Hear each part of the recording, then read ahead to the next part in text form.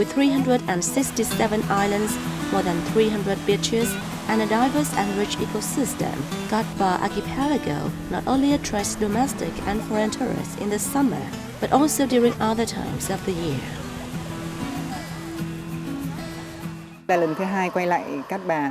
This is my second visit and I see many changes.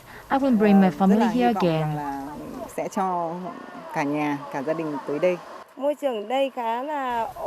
The environment is quite good and the scenery is beautiful, making it suitable for traveling with a group of friends.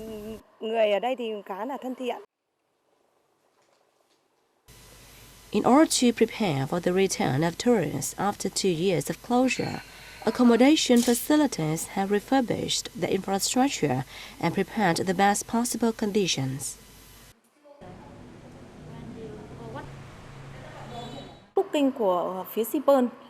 The number of registered guests is high, and our staff have to work at 200% of capacity.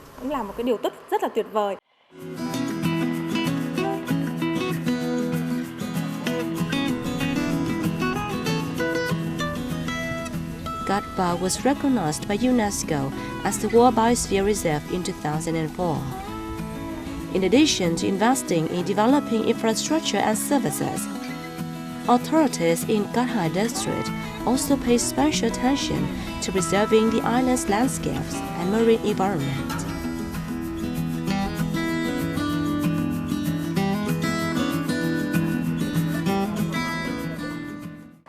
There aren't that many tourists, and it's nice to see like a city that's how it's supposed to be normally without all the tourists, and everybody's very friendly.